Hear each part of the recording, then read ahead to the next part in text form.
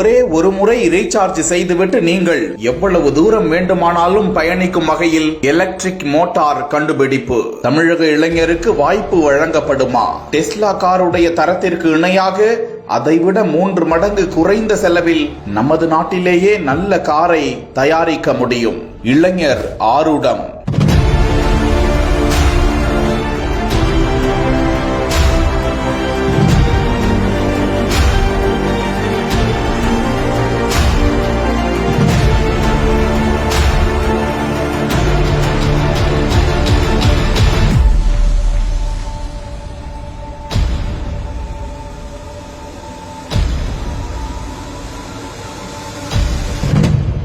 ஆனந்த் மகேந்திரா பாராட்டி ஊக்கப்படுத்திய தமிழக ஏழை பொறியாளர் மீண்டும் ஒரு புதிய கண்டுபிடிப்பை வெளியிட்டு பாராட்டுக்களை பெற்று வருகிறார். சிவகங்கை மாவட்டம் கீழடியை சேர்ந்த ஏழை கூலி தொழிலாளி தம்பதிகளான அருணகிரி கவிதாவின் மகன் கௌதம். இவர் மெக்கானிக்கல் என்ஜினியரிங் படித்து முடித்துவிட்டு வேலை கிடைக்காத காரணத்தினால் கட்டிட வேலைகளுக்கு சென்று வந்திருக்கிறார். ஆனால் தான் கற்று பெற்ற அறிவின் பலனை செயல்படுத்த வேண்டும் என்ற தாகம் அவரை இந்த அளவிற்கு வெளியே கொண்டு வந்திருக்கிறது. சற்று அரசும் தனக்கு கை கொடுத்தால் உலகையே திரும்பி பார்க்க வைப்பேன் என்றும் கௌதம் ஆருடம் கூறி தான் தயாரித்துள்ள மோட்டார் மற்றும் எலக்ட்ரிக் ஜீப் உள்ளிட்டவற்றையும் இயக்கி காண்பிக்கிறார். கடந்த 5 மாதங்களுக்கு முன்பே கௌதம் தான் தயாரித்த இந்த ஜீப்பில் முன்பக்க 2 சக்கரத்தையும் பின்பக்க 2 சக்கரத்தையும் தனித்தனியாக கண்ட்ரோல் செய்ய முடியுமா, மேலும் 4 சக்கரங்களையும் முன்னும் பின்னும் நகர்த்தி கொள்ளலாமா, இதில் ஒரு முறை சார்ஜ் செய்தால் 250 கிலோமீட்டர் வரை செல்லலாம்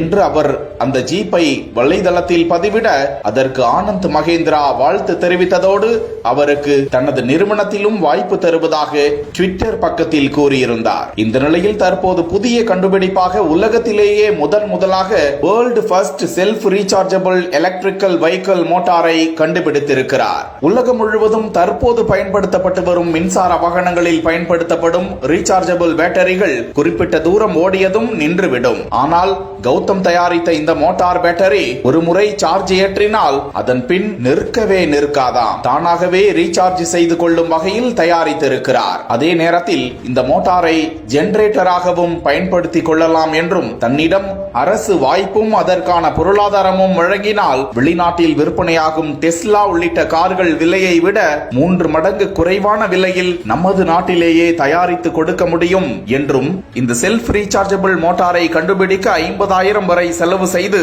8 முறை தோல்வியடைந்து 9வது முறையாக வெற்றி அடைந்திருப்பதாக கூறுகிறார்.